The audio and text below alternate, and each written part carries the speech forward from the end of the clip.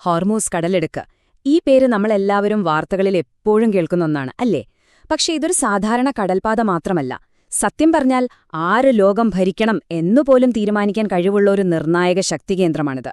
ഈ വിശകലനത്തിൽ നമുക്കതിന്റെ ചരിത്രത്തിലേക്കും ഇന്നത്തെ പ്രാധാന്യത്തിലേക്കും കുറച്ചുകൂടി ആഴത്തിലൊന്ന് നോക്കാം. അപ്പോ നമുക്ക് നേരെ കാര്യത്തിലേക്ക് കടക്കാം. തുടങ്ങുന്നത് 2026-ലെ ഒരു വലിയ പ്രതിസന്ധിയിൽ നിന്നാണ്. അന്താരാഷ്ട്ര ഊർജ്ജ ഏജൻസി ഇതിനെ വിശേഷിപ്പിച്ചത് എന്താണെന്നറിയാമോ? ആഗോള എണ്ണ വിപണിയുടെ ചരിത്രത്തിലെ ഏറ്റവും വലിയ വിതരണ തടസ്സം.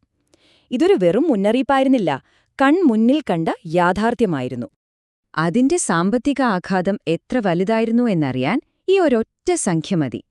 ബ്രെന്റ് ക്രൂഡ് ഓയിലിന്റെ വില ഒരു ബാരലിന് $120 കുതിച്ചുയർന്നത്. ഈ വിലക്കയറ്റം ലോകമെമ്പാടുമുള്ള സമ്പദ്വ്യവസ്ഥകളെ ശരിക്കും പിടിച്ചുലച്ചു എന്ന് തന്നെ പറയാം. അപ്പോ എന്താണ് ഈ പ്രതിസന്ധിക്ക് തുടക്കമിട്ടത്? സംഭവം ഇതായിരുന്നു. ഇറാനിലെ ആണവ സൈനിക കേന്ദ്രങ്ങൾക്ക് നേരെ വലിയ വ്യോമാക്രമണങ്ങൾ നടന്നു. അതിന് മറുപടിയായി മണിക്കൂറുകൾക്കകം ഇറാന്റെ റെവല്യൂഷണറി ഗാർഡ് ആ കടലിടുക്കിലൂടെയുള്ള കപ്പൽ ഗതാഗതം പൂർണ്ണമായി നിർത്തിവെച്ചു. പക്ഷേ 2026-ലെ ഈ സംഭവത്തെ ശരിക്കും മനസ്സിലാക്കണമെങ്കിൽ നമ്മൾ കുറച്ചധികം പിന്നോട്ടു പോകണം, ഒരുപാട് പിന്നോട്ട്. കാരണം എന്താന്ന് വെച്ചാല് ഇപ്പോൾ സംഭവിക്കുന്നത് നൂറ്റാണ്ടുകളായി ആവർത്തിക്കുന്ന ഒരു നാടകത്തിന്റെ ഏറ്റവും പുതിയൊരു രംഗം മാത്രമാണ്. അപ്പോ നമ്മൾ ഈ വിശകലനത്തിലെ എന്തൊക്കെയാണ് നോക്കാൻ പോകുന്നതെന്ന് വെച്ചാൽ, നമ്മൾ ഇന്നത്തെ പ്രതിസന്ധിയിൽ നിന്ന് തുടങ്ങും, എന്നിട്ട് നൂറ്റാണ്ടുകൾ പിന്നോട്ടു പോയി അവിടെ നടന്ന അധികാര വടംവലികൾ പരിശോധിക്കും. ഒടുവിൽ ഈ ചരിത്രം നമ്മളെ ഇന്ന് എന്തു പാഠമാണ് പഠിപ്പിക്കുന്നതെന്നും നോക്കാം. നമ്മുടെ ആദ്യ ഭാഗത്തേക്ക് കടക്കാം. ഹോർമൂസ് കടലെടുക്ക് എന്ന് കേൾക്കുമ്പോഴേ എല്ലാവരുടെയും മനസ്സിൽ വരുന്നത് എണ്ണയാണ്. പക്ഷെ ആ ധാരണ ശരിയല്ല. യാഥാർത്ഥ്യം അതിനേക്കാൾ വളരെ വലുതും സങ്കീർണവുമാണ്. ഈ സ്ലൈഡിലെ വാചകമാണ് ഈ വിശകലനത്തിന്റെ കാതൽ. ഒന്ന് ആലോചിച്ചു നോക്കൂ. മനുഷ്യ ശരീരത്തിലെ പ്രധാനപ്പെട്ട ഒരു വാൽവ് അതടഞ്ഞാൽ പിന്നെ എന്ത് സംഭവിക്കും? രക്തയോട്ടം നിലയ്ക്കും, ശരീരം തകരും.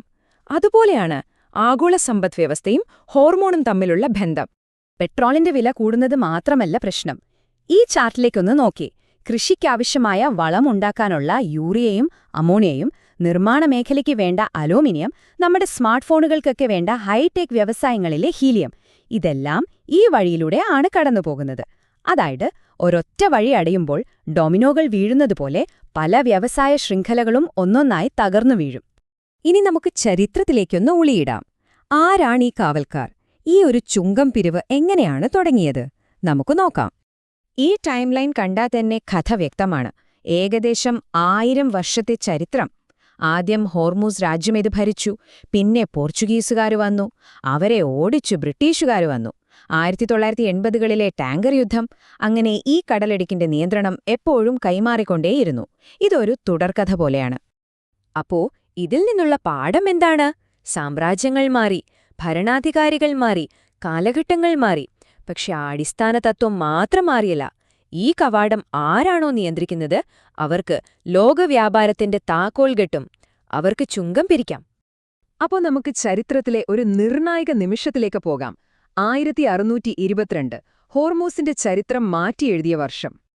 ഈ കാണുന്നത് വെറുമൊരു പഴയ രേഖയല്ല, ഇത് ചരിത്രത്തെ മാറ്റിമറിച്ച ഒരു കരാറാണ്. 400 വർഷം പഴക്കമുള്ള ഫർമാൻ. അതെന്താണെന്ന് വെച്ചാൽ അന്നത്തെ പേർഷ്യൻ സാമ്രാജ്യവും ഇംഗ്ലീഷ് ഈസ്റ്റ് ഇന്ത്യ കമ്പനിയും തമ്മിലുണ്ടാക്കിയ ഒരു ഡീലായിരുന്നു അത്.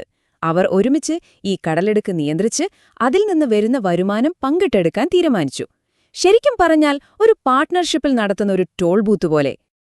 ആ കരാറിലെ ചില പ്രധാന വ്യവസ്ഥകളൊന്ന് നോക്കൂ. കിട്ടുന്ന കൊള്ളമുതൽ പങ്കിട്ടെടുക്കണം. കപ്പലുകളിൽ നിന്ന് പിരിക്കുന്ന കസ്റ്റംസ് വരുമാനം എപ്പോഴും പങ്കിടണം. കോട്ട പോലും ഒരുമിച്ച് സംരക്ഷിക്കണം. അതായത് പണവും അധികാരവും എങ്ങനെ പങ്കുവയ്ക്കാം എന്നതിന്റെ ഒരു ബ്ലൂ പ്രിന്റ് തന്നെയായിരുന്നു അത്.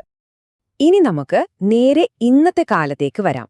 ഇവിടെയാണ് ശരിക്കും അതിശയിപ്പിക്കുന്ന ഒരു കാര്യം നമ്മൾ കാണാൻ പോകുന്നത്.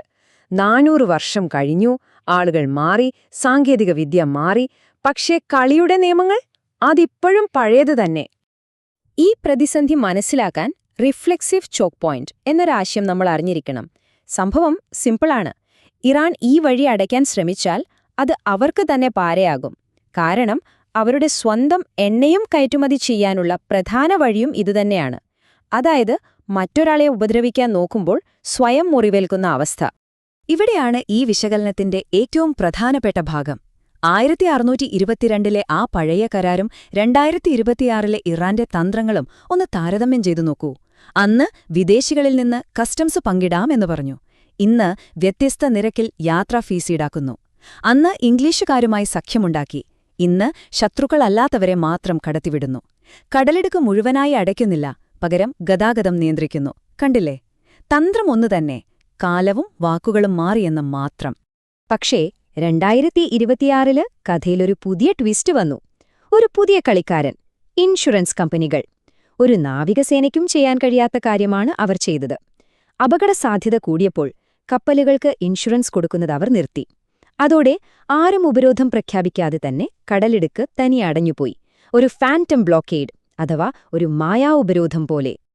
അപ്പോ അവസാനമായി വീണ്ടും വീണ്ടും ആവർത്തിക്കുന്ന ഈ പ്രതിസന്ധിയിൽ നിന്ന് ലോകത്തിന് എന്ത് പാഠമാണ് പഠിക്കാനുള്ളത്?